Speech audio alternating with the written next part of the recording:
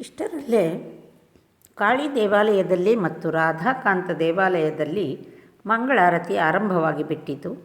ಶಂಖ ಗಂಟೆ ಜಾಗಟೆಗಳ ಶಬ್ದ ಕೇಳಿಬರುತ್ತಿದೆ. ಭಕ್ತರು ಹಾಸಿಗೆಯಿಂದ ಎದ್ದು ಹೊರಗೆ ಬಂದು ನೋಡುತ್ತಾರೆ. ಆಗಲೇ ಪೂಜಾರಿಗಳು ಮತ್ತು ಸೇವಕರು ಪೂಜೆಗಾಗಿ ತೋಟದಲ್ಲಿ ಹೂವು ಕೊಯ್ಯುತ್ತಿದ್ದಾರೆ. ನಹಬತ್ ಖಾನೆಯಿಂದ ಉದಯ ರಾಗ ಹೊರಬರುತ್ತಿದೆ.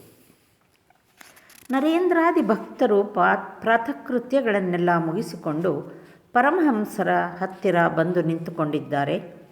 ಪರಮಹಂಸರು ನಗುಮುಖರಾಗಿ ಈಶಾನ್ಯ ದಿಕ್ಕಿನ ವರಾಂಡಾದ ಪಶ್ಚಿಮ ಕೊನೆಯಲ್ಲಿ ನಿಂತುಕೊಂಡಿದ್ದಾರೆ.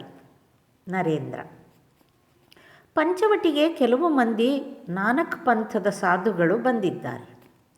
ಶ್ರೀರಾಮಕೃಷ್ಣರು: ಹೌದು, ಬಂದಿದ್ದಾರೆ. ಅವರು ನಿನ್ನೆ ಬಂದರು. ನೀವೆಲ್ಲರೂ ಒಟ್ಟಿಗೆ ಮಂದಲಿಗೆ ಮೇಲೆ ಕುಳಿತುಕೊಳ್ಳಿ ನೋಡೋಣ. ಎಲ್ಲರೂ ಮಂದಲಿಗೆ ಮೇಲೆ ಕುಳಿತುಕೊಂಡರು. ಪರಮಹಂಸರು ತಮ್ಮ ಆನಂದದ ದೃಷ್ಟಿಯನ್ನು ಅವರ ಕಡೆ ಬೀರುತ್ತಾ ಅವರೊಡನೆ ಮಾತುಕತೆ ಆಡುತ್ತಿದ್ದಾರೆ. ನರೇಂದ್ರ ಸಾಧನೆಯ ಸಂಬಂಧವಾಗಿ ಮಾತು ಎತ್ತಿದ. ಶ್ರೀರಾಮಕೃಷ್ಣರು: ಭಕ್ತಿಯೇ ಸಾರ. ಭಗವಂತನನ್ನು ಪ್ರೀತಿಸಿದ್ದೇ ಆದರೆ ವಿವೇಕ ವೈರಾಗ್ಯ ಹೇಳದೆ ಕೇಳದೆ ಬಂದು ಬಿಡುತ್ತದೆ. ನರೇಂದ್ರ: ಒಳ್ಳೆಯದು. ಹೆಂಗಸಿನ ಸಹಾಯದಿಂದ ಸಾಧನೆಯಲ್ಲಿ ತೊಡಗುವುದರ ವಿಷಯವಾಗಿ ತಂತ್ರದಲ್ಲಿ ಹೇಳಿದೆಯಲ್ಲವೇ? ಶ್ರೀರಾಮಕೃಷ್ಣರು: ಅಂಥವೆಲ್ಲ ಒಳ್ಳೆ ಮಾರ್ಗವಲ್ಲ, ಬಹಳ ಕಠಿಣ ಮಾರ್ಗ. ಅನೇಕ ವೇಳೆ ಅಧಃಪತನವಾಗುವ ಸಂಭವ. ವೀರಭಾವ, ದಾಸೀಭಾವ, ಮಾತೃಭಾವ ಇವುಗಳಿಂದ ಸಾಧನೆಯಲ್ಲಿ ತೊಡಗಬಹುದು. ನನ್ನದು ಮಾತೃಭಾವ. ದಾಸೀಭಾವವೂ ಒಳ್ಳೆಯದೇ. ವೀರಭಾವದ ಸಾಧನೆ ಬಹಳ ಕಠಿಣವಾದ್ದು.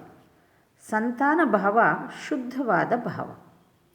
ನಾನಕ್ ಪಂಥದ ಸಾಧುಗಳು ಕೊಠಡಿಗೆ ಬಂದು ನಮೋ ನಾರಾಯಣ ಎಂಬುದಾಗಿ ಪರಮಹಂಸರಿಗೆ ಅಭಿವಂದನೆ ಅರ್ಪಿಸಿದರು. ಪರಮಹಂಸರು ಅವರಿಗೆ ಕುಳಿತುಕೊಳ್ಳುವಂತೆ ಹೇಳುತ್ತಿದ್ದಾರೆ. ಶ್ರೀರಾಮಕೃಷ್ಣರು: ಭಗವಂತನಿಗೆ ಯಾವುದೂ ಅಸಾಧ್ಯವಲ್ಲ. ಅವನ ಸ್ವರೂಪ ಏನೆಂಬುದನ್ನು ಯಾರಿಂದಲೂ ಬಾಯಿಂದ ವರ್ಣಿಸಲಾಗುವುದಿಲ್ಲ. ಭಗವಂತನ ಕೈಯಲ್ಲಿ ಎಲ್ಲವೂ ಸಾಧ್ಯ. ಒಂದು ಕಡೆ ಇಬ್ಬರು ಯೋಗಿಗಳು ಸಾಧನೆಯಲ್ಲಿ ತೊಡಗಿದ್ದರು.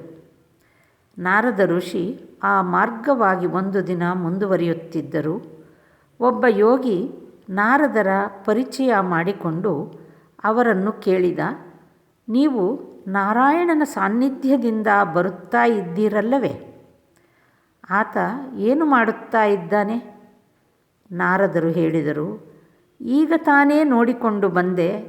ಆತ ಸೂಜಿಯ ಕಣ್ಣಿನ ಮೂಲಕ ಆನೆ ಮತ್ತು ಒಂಟೆಗಳನ್ನು ಈ ಕಡೆಯಿಂದ ಆ ಕಡೆಗೆ, ಆ ಕಡೆಯಿಂದ ಈ ಕಡೆಗೆ ಹುಗಿಸುತ್ತಾ ಇರುವುದನ್ನು.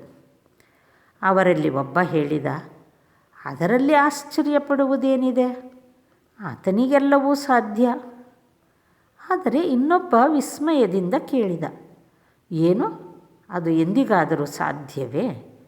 ನೀವು ಅಲ್ಲಿಗೆ ಹೋಗಲೇ ಇಲ್ಲ ಅಂತ ಕಾಣುತ್ತದೆ. ಗಂಟೆ ಸುಮಾರು 9. ಪರಮಹಂಸರು ತಮ್ಮ ಕೊಠಡಿಯಲ್ಲಿ ಕುಳಿತಿದ್ದಾರೆ. ಮನಮೋಹನ ತನ್ನ ಮನೆಯವರೊಡನೆ ಕೊನ್ನಗರದಿಂದ ಬಂದು ಪರಮಹಂಸರಿಗೆ ಪ್ರಣಾಮ ಮಾಡಿ ಹೇಳುತ್ತಿದ್ದಾನೆ, ನಾನು ಇವರನ್ನೆಲ್ಲ ಕಲ್ಕತ್ತೆಗೆ ಕರೆದುಕೊಂಡು ಹೋಗುತ್ತಿದ್ದೇನೆ. ಪರಮಹಂಸರು ಆತನ ಕ್ಷೇಮ ಸಮಾಚಾರ ವಿಚಾರಿಸಿ ಹೇಳುತ್ತಿದ್ದಾರೆ, ಇಂದು ಶುಭ ದಿವಸವಲ್ಲ, ಆದರೂ ಕಲ್ಕತ್ತೆಗೆ ಕರೆದುಕೊಂಡು ಹೋಗುತ್ತಲಿದ್ದೀಯೆ, ಏನಾಗುತ್ತೋ ಹೀಗೆಂದು ಹೇಳಿ ಸ್ವಲ್ಪ ನಕ್ಕು ಈಗ ಬೇರೆ ವಿಷಯವಾಗಿ ಮಾತುಕತೆ ಆಡುತ್ತಿದ್ದಾರೆ. ನರೇಂದ್ರ ಮತ್ತು ಆತನ ಸ್ನೇಹಿತರು ಸ್ನಾನ ಮಾಡಿ ಬಂದರು. ಪರಮಹಂಸರು ನರೇಂದ್ರನಿಗೆ ಅಕ್ಕರೆಯಿಂದ ಹೇಳುತ್ತಿದ್ದಾರೆ, ಹೋಗು, ಆಲದ ಮರದ ಕೆಳಗೆ ಕುಳಿತು ಧ್ಯಾನ ಮಾಡು ಹೋಗು. ಆಸನ ಬೇಕೇ? ಗಂಟೆ 10:30. ನರೇಂದ್ರ ತನ್ನ ಸ್ನೇಹಿತರೊಡನೆ ಪಂಚವಟಿಯಲ್ಲಿ ಧ್ಯಾನ ಮಾಡುತ್ತಿದ್ದಾನೆ. ಪರಮಹಂಸರು ಸ್ವಲ್ಪ ಹೊತ್ತಾದ ಮೇಲೆ ಅಲ್ಲಿಗೆ ಬಂದರು. ಮಾಸ್ಟರು ಅಲ್ಲಿ ಕುಳಿತಿದ್ದಾನೆ. ಈಗ ಅವರು ಮಾತುಕತೆ ಆಡುತ್ತಿದ್ದಾರೆ. ಶ್ರೀರಾಮಕೃಷ್ಣರು ಬ್ರಹ್ಮಭಕ್ತರಿಗೆ ಹೇಳುತ್ತಿದ್ದಾರೆ, ಧ್ಯಾನದ ಸಮಯದಲ್ಲಿ ಭಗವದ್ಭಾವನೆಯಲ್ಲೇ ಮಗ್ನರಾಗಿ ಬಿಡಬೇಕು. ಮೇಲೆ ಮೇಲೆ ತೇಲಿದರೆ ನೀರಿನ ತಳದಲ್ಲಿರುವ ರತ್ನ ದೊರೆಯುವುದೇ? ಹೀಗೆಂದು ಹೇಳಿ ಪರಮಹಂಸರು ಹಾಡುತ್ತಾರೆ, ಜೈ ಕಾಳಿ ಎನ್ನುತ್ತ ಹೃದಯ ರತ್ನಾಕರನ ಅಗಾಧ ಆಳಕ್ಕೆ ಮುಳುಗು ಮನವೇ. ಮೊದಲೆರಡು ಸಲ ನೀನು ವಿಫಲನಾದರೆ ಒಳಗೆ ಬರೀ ಶೂನ್ಯವೆಂದಿದನು ತೆಗಳಬೇಡ. ದೃಢ ಮನದ ಸಂಯಮದಿ ಕುಲಕುಂಡಲಿನಿ ಕೂಲದೊಳಗಿಳಿದು ಅನುಭವ ಪಡೆದು ನೋಡ. ಜ್ಞಾನ ಸಾಗರದೊಳಗೆ ಶಾಂತಿ ಮುಕ್ತಾಫಲದ ಭಂಡಾರವಿದೆ, ಹೋಗು ಅದನ್ನು ಗಳಿಸು. ಆಹಾರ ಲೋಭದಲ್ಲಿ ಅಲೆವ ಅರಿವರ್ಗಗಳ ವಿವೇಕ ಲೇಪನದಿ ದೂರಗೊಳಿಸು. ರಾಮಪ್ರಸಾದನನು ಕೇಳು ಹೇಳುವನವನು, ಅಂತರಂಗದೊಳಿರುವ ಅನಂತರತ್ನವನು ಮುಳುಗಿ ಮೇಲಕ್ಕೆ ತಂದು ನೀನು ಧರಿಸು. ನರೇಂದ್ರ ಮತ್ತು ಆತನ ಸ್ನೇಹಿತರು ತಮ್ಮ ತಮ್ಮ ಆಸನಗಳಿಂದ ಕೆಳಕ್ಕೆ ಇಳಿದು ಬಂದು ಪರಮಹಂಸರ ಹತ್ತಿರ ನಿಂತುಕೊಂಡರು. ಪರಮಹಂಸರು ಅವರೊಡನೆ ಮಾತುಕತೆಯಾಡುತ್ತಾ ತಮ್ಮ ಕೊಠಡಿ ಕಡೆಗೆ ನಡೆದು ಬರುತ್ತಿದ್ದಾರೆ. ಅವರು ಹೇಳುತ್ತಿದ್ದಾರೆ, ಸಾಗರದಲ್ಲಿ ಮುಳುಗು ಹಾಕಿದರೆ ಮೊಸಳೆ ಹಿಡಿದುಕೊಂಡು ಬಿಡಬಹುದು, ಆದರೆ ಮೈಗೆ ಅರಿಶಿನ ಹಚ್ಚಿಕೊಂಡರೆ ಅದು ಹತ್ತಿರವೇ ಬರುವುದಿಲ್ಲ. ನಿಜ, ಹೃದಯ ರತ್ನಾಕರದ ಅಂತರಾಳದಲ್ಲಿ ಕಾಮಾದಿ ಷಡ್ರಿಪುಗಳು ಇವೆ. ಆದರೆ ವಿವೇಕ ವೈರಾಗ್ಯ ಎಂಬ ಅರಿಶಿನವನ್ನು ಹಚ್ಚಿಕೊಂಡು ಬಿಟ್ಟಿದ್ದೇ ಆದರೆ ಅವು ಹತ್ತಿರಕ್ಕೆ ಸುಳಿಯವು. ವಿವೇಕ ವೈರಾಗ್ಯ ಗಳಿಸಿಕೊಳ್ಳದೆ ಪಾಂಡಿತ್ಯ ಗಳಿಸಿಕೊಂಡರೆ, ಉಪನ್ಯಾಸ ಕೊಟ್ಟರೆ ಏನು ಪ್ರಯೋಜನ? ಭಗವಂತನೊಬ್ಬನೇ ಸತ್ಯ, ಉಳಿದುದೆಲ್ಲ ಅನಿತ್ಯ. ಆತನೊಬ್ಬನೇ ವಸ್ತು, ಉಳಿದುದೆಲ್ಲ ಅವಸ್ತು. ಇದಕ್ಕೆ ವಿವೇಕ ಅಂತ ಹೆಸರು. ಮೊದಲು ಹೃದಯ ಮಂದಿರದಲ್ಲಿ ಭಗವಂತನನ್ನು ಪ್ರತಿಷ್ಠಾಪನೆ ಮಾಡಿಕೊಳ್ಳಿ. ಬಳಿಕ ಇಚ್ಛೆಯಾದರೆ ಲೆಕ್ಚರ್ ಕೊಡಿ. ವಿವೇಕ ವೈರಾಗ್ಯ ಗಳಿಸಿಕೊಳ್ಳದೆ ಕೇವಲ ಬ್ರಹ್ಮ ಬ್ರಹ್ಮ ಅಂತ ಹೇಳುತ್ತಿದ್ದರೆ ಏನು ದೊರೆತೀತು? ಅದು ಬರೀ ಶಂಖಧ್ವನಿ ಮಾತ್ರ. ಒಂದು ಹಳ್ಳಿಯಲ್ಲಿ ಪದ್ಮಲೋಚನ ಎಂಬ ಒಬ್ಬ ಹುಡುಗ ಇದ್ದ. ಜನರು ಆತನನ್ನು ಪೋದೋ ಪೋದೋ ಎಂಬುದಾಗಿ ಕರೆಯುತ್ತಿದ್ದರು. ಅದೇ ಹಳ್ಳಿಯಲ್ಲಿ ಒಂದು ಶಿಥಿಲವಾದ ದೇವಾಲಯ ಇತ್ತು. ಒಳಗೆ ವಿಗ್ರಹವೇ ಇರಲಿಲ್ಲ. ಅದರ ಗೋಡೆಗಳ ಮೇಲೆ ಅಶ್ವತ್ಥ ವೃಕ್ಷ ಮತ್ತು ಏನೇನೋ ಗಿಡಗಳು ಬೆಳೆದುಕೊಂಡಿದ್ದವು.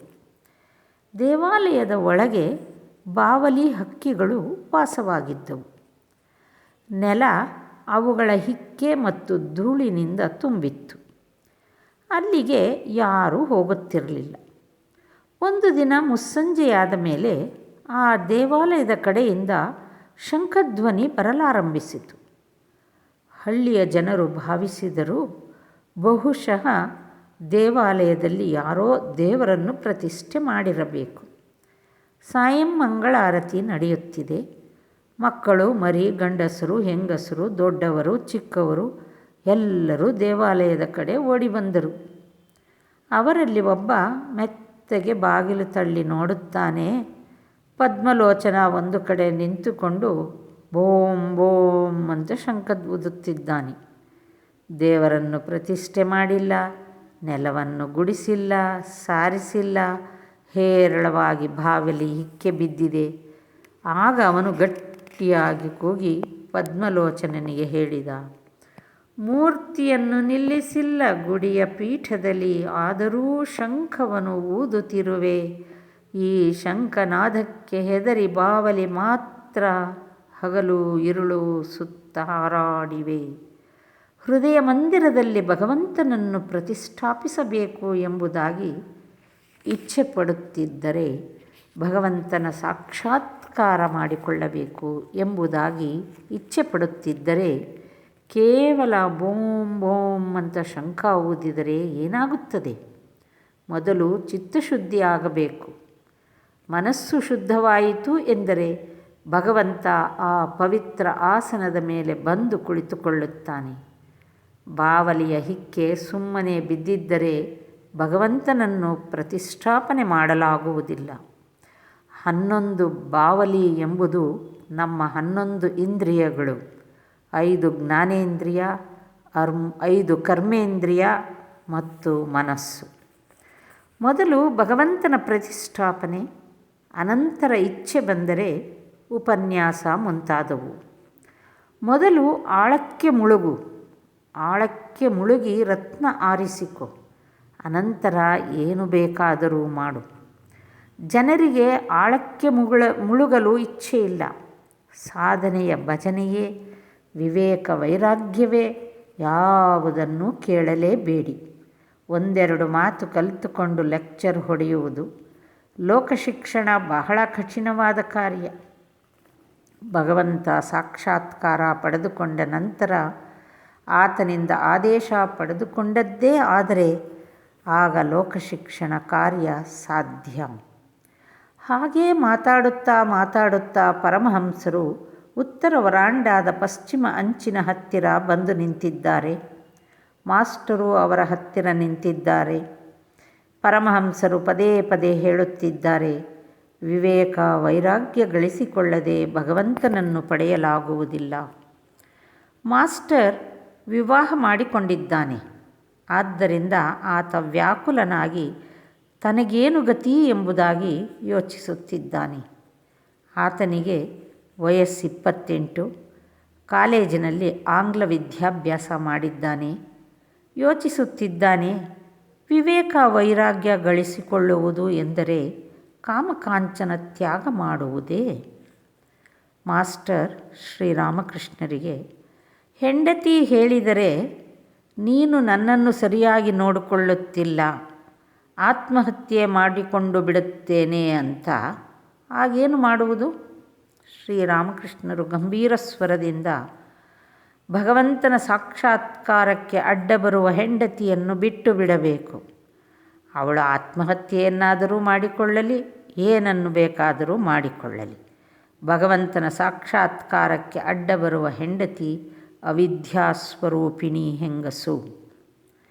ಮಾಸ್ಟರ್ ಅತ್ಯಂತ ಚಿಂತೆಯಲ್ಲಿ ಮುಳುಗಿದವನಾಗಿ ಗೋಡೆಗೆ ಒರಗಿಕೊಂಡು ಒಂದು ಕಡೆ ನಿಂತಿದ್ದಾನೆ.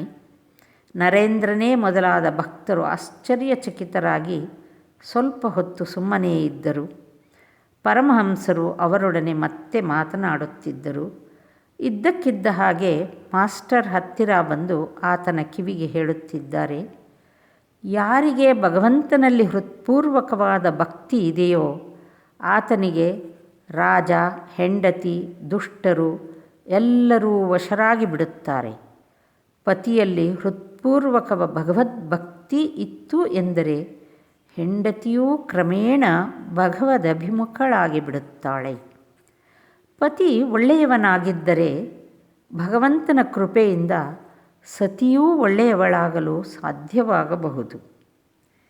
ಈ ಮಾತು ಮಾಸ್ಟರನ ಚಿಂತಾಗ್ನಿಯ ಮೇಲೆ ನೀರನ್ನು ಚಿಮುಕಿಸಿದಂತಾಯಿತು. ಆತ ಇದುವರೆಗೆ ಭಾವಿಸುತ್ತಿದ್ದ, ಬೇಕಾದರೆ ಅವಳು ಆತ್ಮಹತ್ಯೆ ಮಾಡಿಕೊಳ್ಳಲಿ, ಅದಕ್ಕೆ ನಾನೇನು ಮಾಡಲಿ? ಮಾಸ್ಟರ್ ಶ್ರೀರಾಮಕೃಷ್ಣರಿಗೆ, ಸಂಸಾರ ಬಹಳ ಭಯಂಕರ. ಶ್ರೀರಾಮಕೃಷ್ಣರು ಭಕ್ತರಿಗೆ, ಇದಕ್ಕಾಗಿಯೇ ಚೈತನ್ಯ ದೇವ ನಿತ್ಯಾನಂದನಿಗೆ ಹೇಳಿದ್ದು, ತಮ್ಮ ಕೇಳು, ಸಾಂಸಾರಿಕ ಪ್ರವೃತ್ತಿಯುಳ್ಳ ಜೀವರಿಗೆ ಮುಕ್ತಿ ದೊರಕುವ ಹಾಗೇ ಇಲ್ಲ. ಬೇರೊಂದು ದಿನ ಪರಮಹಂಸರು ಮಾಸ್ಟರಿಗೆ ಏಕಾಂತದಲ್ಲಿ ಹೇಳಿದ್ದರು, ಭಗವಂತನಲ್ಲಿ ಶುದ್ಧ ಭಕ್ತಿ ಗಳಿಸಿಕೊಳ್ಳದೇ ಇದ್ದರೆ ಮುಕ್ತಿ ದೊರಕುವ ಹಾಗೇ ಇಲ್ಲ.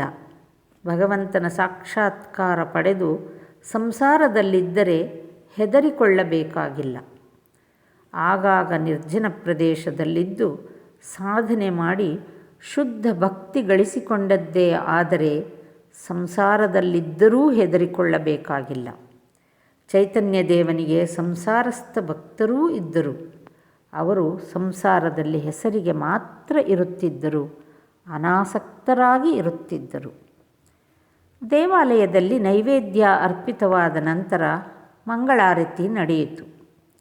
ಈಗ ಶಯನೋತ್ಸವ ನಡೆಯಲಿದೆ. ನಹಬತ್ ಖಾನೆಯಿಂದ ಮಂಗಳಾರತಿ ಕೇಳಿಬರುತ್ತಿದೆ. ಪರಮಹಂಸರು ಭೋಜನಕ್ಕೆ ಕುಳಿತುಕೊಂಡಿದ್ದಾರೆ. ನರೇಂದ್ರನೇ ಮೊದಲಾದ ಭಕ್ತರು ಪರಮಹಂಸರ ಹತ್ತಿರವೇ ಕುಳಿತು ಭಗವತಿಯ ಪ್ರಸಾದ ಸ್ವೀಕರಿಸುತ್ತಿದ್ದಾರೆ. 22 ಅಕ್ಟೋಬರ್ 1882 ಇಸ್ವಿ ಆಶ್ವೇಜ ಶುಕ್ಲ ದಶಮಿ ಭಾನುವಾರ. ಇಂದು ವಿಜಯದಶಮಿ. ಗಂಟೆ ಬೆಳಗಿನ 9. ಪರಮಹಂಸರು ದಕ್ಷಿಣೇಶ್ವರದ ತಮ್ಮ ಕೊಠಡಿಯಲ್ಲಿ ಚಿಕ್ಕ ಮಂಚದ ಮೇಲೆ ವಿಶ್ರಮಿಸಿಕೊಳ್ಳುತ್ತಿದ್ದಾರೆ. ಮಾಸ್ಟರ್ ನೆಲದ ಮೇಲೆ ಕುಳಿತಿದ್ದಾನೆ. ರಾಖಾಲ ಪರಮಹಂಸರೊಡನೆಯೇ ಇದ್ದಾನೆ. ನರೇಂದ್ರ ಮತ್ತು ಭವನಾಥ ಆಗಾಗ ಅಲ್ಲಿಗೆ ಬಂದು ಹೋಗುತ್ತಿದ್ದಾರೆ. ಬಾಬುರಾಮ ಪರಮಹಂಸರನ್ನು 1-2 ಸಲ ದರ್ಶನ ಮಾಡಿದ್ದಾನೆ. ಶ್ರೀರಾಮಕೃಷ್ಣರು: ನಿಮಗೆ ದಸರಾ ರಜಾ ಬಂದಿದೆಯೇ? ಮಾಸ್ಟರ್: ಹೌದು, ಬಂದಿದೆ. ಸಪ್ತಮಿ, ಅಷ್ಟಮಿ, ನವಮಿ ಈ 3 ದಿನಗಳ ಪೂಜೆಗೂ ಕೇಶವಸೇನನ ಮನೆಗೆ ಹೋಗಿದ್ದೆ. ಶ್ರೀರಾಮಕೃಷ್ಣರು: ಹಾಗೇನು? ಮಾಸ್ಟರ್: ಅಲ್ಲಿ ದುರ್ಗಾಪೂಜೆಯ ಸಂಬಂಧವಾಗಿ ಬಹಳ ಒಳ್ಳೆಯ ವ್ಯಾಖ್ಯಾನ ಕೇಳಿದೆ. ಶ್ರೀರಾಮಕೃಷ್ಣರು: ಅದೇನು ಹೇಳು ನೋಡೋಣ. ಮಾಸ್ಟರ್: ಕೇಶವಸೇನನ ಮನೆಯಲ್ಲಿ ಬೆಳಗ್ಗಿನಿಂದ ಹಿಡಿದು 10-11 ಗಂಟೆಯವರೆಗೆ ದಿನವೂ ಉಪಾಸನೆ ನಡೆಯಿತು. ಈ ಉಪಾಸನೆಯ ಸಮಯದಲ್ಲಿ ಆತ ದುರ್ಗಾಪೂಜೆಯ ಸಂಬಂಧವಾಗಿ ವ್ಯಾಖ್ಯಾನ ಮಾಡಿದ. ಆತ ಹೇಳಿದ, ಸಾಕ್ಷಾತ್ಕಾರ ಮಾಡಿಕೊಳ್ಳಲು ಸಾಧ್ಯವಾದರೆ, ಅಂದರೆ ಭಗವತಿ ದುರ್ಗೆಯನ್ನು ಹೃದಯ ಮಂದಿರದಲ್ಲಿ ಪ್ರತಿಷ್ಠಾಪನೆ ಮಾಡಲು ಸಾಧ್ಯವಾದರೆ, ಲಕ್ಷ್ಮೀ, ಸರಸ್ವತಿ, ಕಾರ್ತಿಕೇಯ, ಗಣೇಶ ಇವರೆಲ್ಲ ತಾವಾಗಿಯೇ ಅಲ್ಲಿಗೆ ಬರುತ್ತಾರೆ. ಲಕ್ಷ್ಮಿ ಎಂದರೆ ಐಶ್ವರ್ಯ, ಸರಸ್ವತಿ ಎಂದರೆ ಜ್ಞಾನ, ಕಾರ್ತಿಕೇಯ ಎಂದರೆ ಪರಾಕ್ರಮ, ಗಣೇಶ ಎಂದರೆ ಸಿದ್ಧಿ. ಭಗವತಿಯನ್ನು ಸಾಕ್ಷಾತ್ಕಾರ ಮಾಡಿಕೊಂಡಿದ್ದೇ ಆದರೆ ಇವೆಲ್ಲ ತಾವಾಗಿಯೇ ದೊರೆತು ಬಿಡುತ್ತವೆ.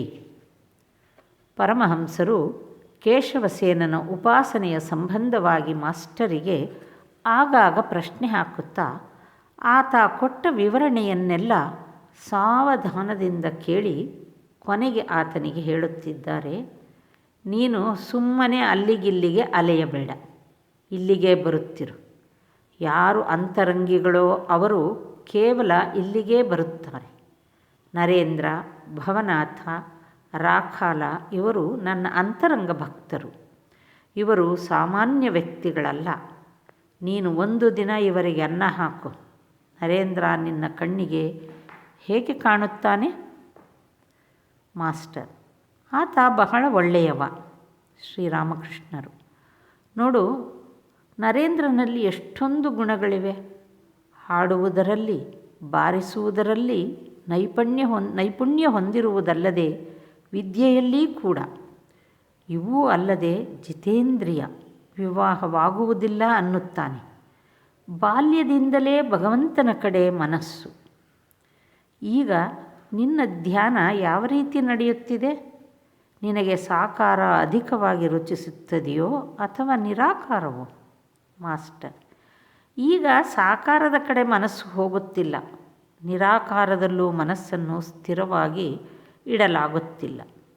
ಶ್ರೀರಾಮಕೃಷ್ಣರು: ನೋಡಿದೆಯೋ, ಒಮ್ಮೆಗೆ ನಿರಾಕಾರದಲ್ಲಿ ಮನಸ್ಸು ಸ್ಥಿರ ಮಾಡಲಾಗುವುದಿಲ್ಲ. ಆದ್ದರಿಂದ ಮೊದಲು ಸಾಕಾರದಲ್ಲಿ ಮನಸ್ಸು ಇಡುವುದೇ ಮೇಲು. ಮಾಸ್ಟರ್: ಈ ಮಣ್ಣಿನ ಮೂರ್ತಿಗಳ ಮೇಲೆ ಧ್ಯಾನ ಮಾಡಬೇಕು ಅಂತೀರಾ? ಶ್ರೀರಾಮಕೃಷ್ಣರು: ಏಕೆ? ಚಿನ್ಮಯ ಮೂರ್ತಿಗಳ ಮೇಲೆ